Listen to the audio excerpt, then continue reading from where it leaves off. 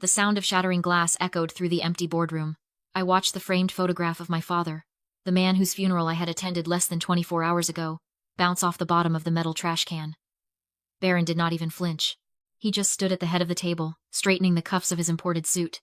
He looked me dead in the eye, a cold smirk playing on his lips. "Save the crocodile tears," he said, his voice dripping with venom. "You are just a glorified secretary sitting in that chair because of your last name. You are fired. Pack your desk." I looked past him at Gideon and Stacy, our two senior board members. They did not blink. They did not speak.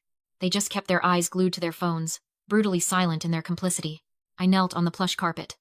A jagged piece of glass bit into my thumb as I reached into the trash. But I ignored the sting. I pulled my father's picture from the wreckage. I brushed the sparkling dust off his smiling face, tucked the frame tightly under my arm, and walked out of the room.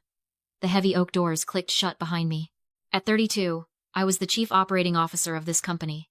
I had spent the last decade pulling all-nighters, sleeping on a cot in the memorial lab, and building the core medical technology that kept this firm alive. Baron spent that exact same decade bouncing between European ski resorts, systematically incinerating his trust fund. He was not just throwing his weight around today. He was drowning. The whisper in the financial circles was loud and clear. Baron owed $30 million to some incredibly ruthless private equity sharks. His back was pinned against the wall. To save himself, he needed cash, fast. So, he bought off Gideon and Stacy. He promised them massive golden parachutes to form a 40% voting bloc. That unholy alliance completely outweighed my 49% inheritance. He orchestrated this ambush to force a rapid sale of my father's life's work, just to bail himself out of a massive hole. They thought I would break. They assumed I would throw a tantrum or beg for my job. But they vastly underestimated who they were dealing with. The elevator dropped to the basement. I walked out into the concrete parking garage, my heels echoing in the hollow space. I unlocked my car, slid into the driver's seat, and slammed the door. My hands gripped the leather steering wheel until my knuckles turned stark white. A heavy lump formed in my throat, threatening to choke me. I swallowed it down hard. I reached into my pocket and pulled out my phone. The screen lit up the dark interior of the car. I opened a text thread with Nicole, my closest friend and an absolute shark of a corporate attorney. I typed 3 words and hit send. "It is time. Initiate." My phone buzzed in the cup holder. A company-wide email alert. Subject line read, "Leadership Transition." I tapped the glowing screen. Baron could not even wait a full hour. He had blasted a message to all 400 employees. At the very bottom, beneath the sterile corporate jargon about restructuring and new horizons, he added a personal sign-off. "The princess has left the castle. Time to get back to real work." My jaw clenched so hard my teeth ached. Before I could even toss the phone onto the passenger seat, the screen flashed with an incoming call. It was Dr. Thomas. He had run our research and development division since I was in middle school. "Ciara," he gasped. His voice trembled, completely stripped of its usual calm authority. "He is destroying it."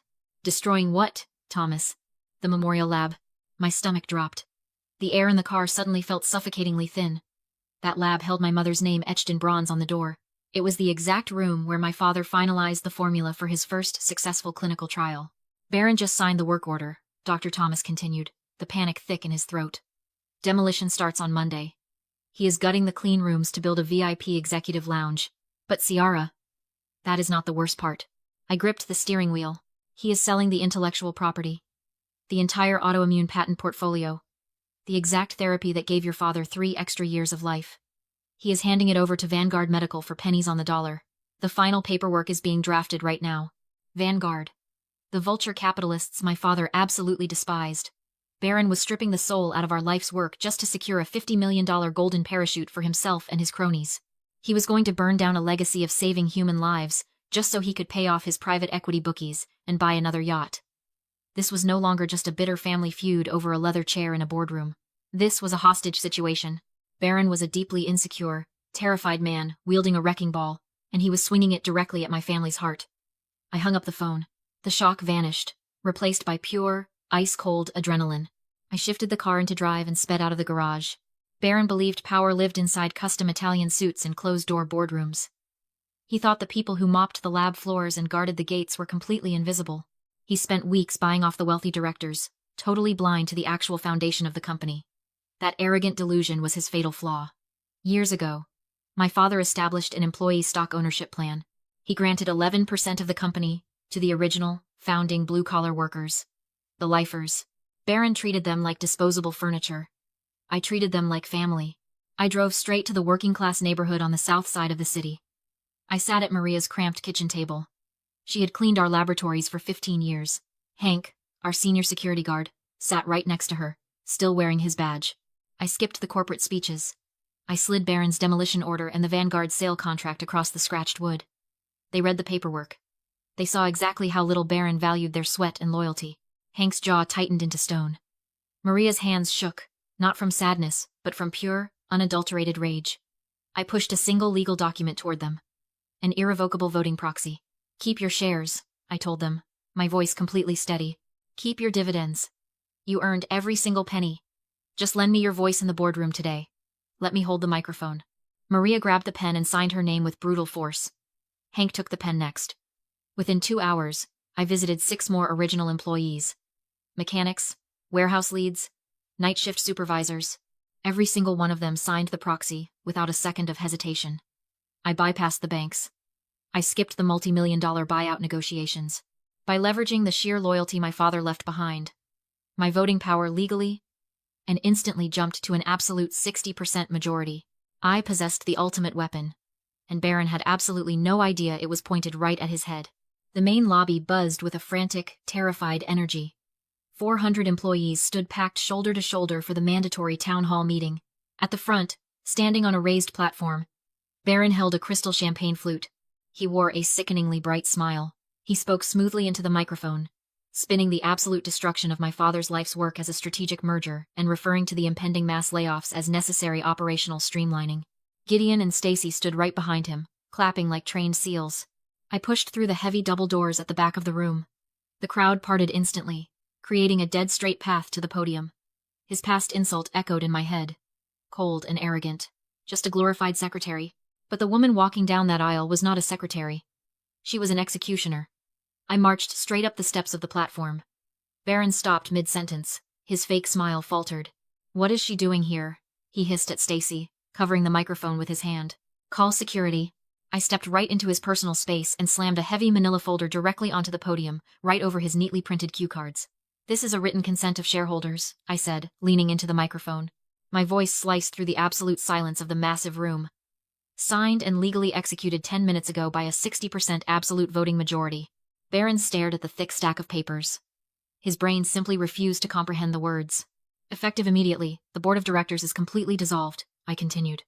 I turned my head to look Gideon and Stacy dead in the eye. They stepped backward as if they had been physically struck. "And Baron, your contract as chief executive officer is permanently terminated. You do not work here anymore." Baron's hand began to shake violently. The crystal champagne flute slipped from his trembling fingers. It shattered against the hard floor, splashing expensive wine all over his polished Italian shoes. All the color completely drained from his face, leaving his skin a sickly, pale gray. The smug, untouchable billionaire vanished. In his place stood a desperate, sweating man, realizing his $30 million lifeline had just been cut. "You cannot do this," he screamed, his voice cracking. A thick bead of sweat rolled down his forehead. "Security. Get this lunatic out of my building." I stepped back from the podium and looked calmly toward the main entrance. "Hank!" I called out. Hank stepped forward from the edge of the crowd. He adjusted the heavy radio belt around his waist and cracked a wide, deeply satisfied smirk. "Please escort the former chief executive officer off our property," I instructed. Hank marched right up the stairs. He did not ask politely. He grabbed Baron firmly by the bicep, his thick fingers digging deep into the expensive wool of Baron's custom suit. Baron thrashed and sputtered, spitting panicked threats about lawsuits and trespassing, but Hank just yanked him forward, physically dragging him down the center aisle.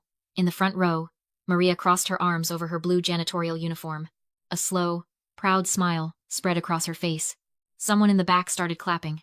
Within 3 seconds, the entire lobby erupted into deafening applause. I stood at the podium, looking out over the sea of faces, finally breathing in the clean air. Later that night, my phone buzzed on the nightstand. The screen lit up the dark bedroom with a single text message from Baron. "You only got an empty shell." He thought he was a genius.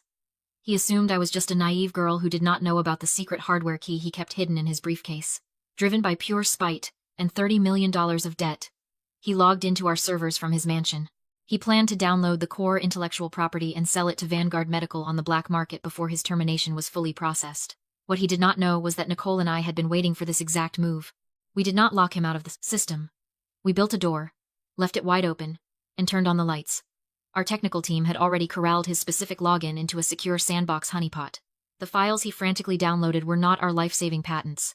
They were watermarked dummy data, heavily monitored by the Federal Cybercrimes Task Force. Every single click, every single transferred file, was a time-stamped felony for federal economic espionage. If he had just walked away after I fired him, he would have only lost his job. He could have taken his expensive suits and figured out his massive debt on his own. But his fragile ego could not handle losing to me.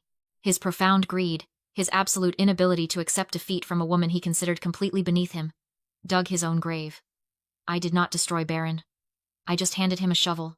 At exactly 6 o'clock the next morning, federal agents kicked down the custom mahogany front door of his estate. They dragged him out onto his manicured lawn in his silk pajamas, his hands firmly cuffed behind his back. By noon, Gideon and Stacy submitted their unconditional resignations in a desperate bid to avoid federal conspiracy charges. I walked down to the memorial lab and handed the master keys back to Dr. Thomas. Our legacy was finally safe. The gavel came down exactly 3 months later. The judge sentenced Baron to 84 months in a federal penitentiary for economic espionage, with no possibility of parole before serving at least 60 months. The court also ordered a total restitution of $30 million to be liquidated from his remaining personal assets. He lost the mansion. He lost the imported sports cars. He lost absolutely everything. Gideon and Stacy avoided a prison cell, but the Securities and Exchange Commission permanently barred them from serving on any corporate board, slapping them each with a $250,000 fine. But the legal ruin was not the worst part for Baron. It was the social erasure. His elite country club publicly revoked his membership. The people he used to drink $1,000 scotch with suddenly found themselves entirely unable to remember his name. He became a ghost in his own city. 6 months into his sentence, a flimsy paper envelope arrived at my office. It was stamped from a federal correctional facility. I recognized his messy handwriting immediately.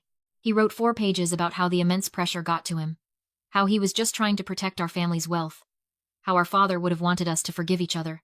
He even had the absolute nerve to ask me to deposit money into his commissary account.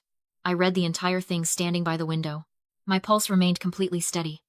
The burning rage I used to carry was entirely gone, replaced by a cold, peaceful indifference. I folded the letter perfectly in half and dropped it straight into the paper shredder. The machine whirred for exactly 3 seconds. The last piece of him turned to confetti. The air inside our building feels entirely different now. It feels incredibly light. I officially promoted Dr. Thomas to the board of directors. Hank now runs our entire regional security division, and Maria's granddaughter just started an internship in our accounting department, fully paid for by a scholarship fund we established in my mother's name. Every Friday night, Nicole and I order takeout and sit on the roof of the memorial lab, watching the city lights stretch out into the dark. I am surrounded by people who do not just share a payroll, but share a purpose. This is my chosen family. The chaos is finally over. We are just building. I am sitting at my father's desk right now. The city skyline is glowing behind me. And for the first time in my life, I know exactly why I belong in this chair. Men like Baron are dangerous because they are fundamentally hollow. Narcissists operate under the delusion that the world owes them a soft landing. They mistake what they inherited for what they earned. Their profound insecurity makes them incredibly desperate. And that desperation makes them totally blind to the immense strength of the people they consider beneath them. If you are dealing with a toxic narcissist right now, I need you to understand 3 things. Rule number 1. Titles do not buy loyalty. A fancy business card might make people fear you, but real power is earned by respecting the invisible people who actually keep the lights on. Rule number 2. Never back a grieving person into a corner. When Baron threw away my father's photo, he thought he was asserting dominance. Instead, he completely freed me from my last remaining moral restraint. By trying to break me, he created his own worst nightmare. And rule number 3. The ultimate revenge is calculated. Legal silence. You do not need to scream. You do not need to throw a tantrum. You just build a door, leave it completely unlocked, and let the villain's own boundless greed walk them right into a prison cell. Have you ever had everything taken from you by someone who thought you were too weak to fight back? Tell me how you built your empire from their ashes in the comments below. And share this video with someone who needs a reminder today. No one can extinguish your fire unless you hand them the water. Welcome back. I know exactly what you are screaming at the screen right now. You are sitting there wondering, why on earth did Ciara spend 10 years pulling all-nighters in a lab while her arrogant stepbrother burned through his trust fund? Why did she wait until her father died and she was publicly fired to finally put her foot down and strike back? It is easy to judge from the outside, but let me explain the psychology of toxic family dynamics. Ciara was not stupid. And she certainly was not weak. She was trapped in something called the slot machine effect, also known in psychology as intermittent reinforcement. When you deal with a narcissist like Baron, or a complicated family business, they do not treat you terribly 100% of the time. Every once in a while, they give you a tiny crumb of validation, a polite smile at a dinner, a vague promise that your hard work will eventually pay off when the time is right. You keep pulling the lever, pouring in your time, your health, and your sanity, hoping for that jackpot of genuine respect, but the house always wins, until you finally decide to walk out of the casino. When Ciara finally did walk away, she executed an absolute masterclass in financial self-defense. Let us break down her specific smart moves so you can use them in your own life. First, we have the audit strategy. Scammers, manipulators, and toxic people absolutely hate the details. Baron thought power was just wearing a custom suit and paying off 2 board members. He completely ignored the fine print, specifically the 11% employee stock ownership plan. Ciara audited her environment. She knew exactly where the hidden leverage lived. If someone is trying to force you out of a business, a lease, or an inheritance, stop arguing with them and start reading the fine print. Second, the buyout. Ciara did not try to match Baron's millions to buy back the company. She went straight to the janitor and the security guard and secured irrevocable voting proxies. She leveraged genuine respect to buy her freedom. In real life, your ultimate currency is not always cash. Sometimes, your greatest asset is the relationships you have built with the people the arrogant guys ignore. Third, building the case. Notice how Ciara and her lawyer handled the late-night cyber theft. They did not just lock the server doors or call Baron to yell at him. They built a honeypot. They documented every single click Baron made and let him hand-deliver his own felony directly to the federal agents. If you are dealing with a toxic ex or a corrupt business partner, do not interrupt them when they are making a mistake. Let them act. Document their choices quietly, and build an airtight case. Here is the final verdict. Your legacy, your money, and your peace of mind are worth protecting. But you cannot protect them with raw emotions. You protect them with strategy, firm boundaries, and cold, hard facts. You are always allowed to walk away from people who hurt you, even if you share a last name. Have you ever had to use the audit strategy or build a case against a toxic person in your own life? Drop your story in the comments below. Do not forget to subscribe for more deep dives into the psychology of survival. And remember, always read the fine print.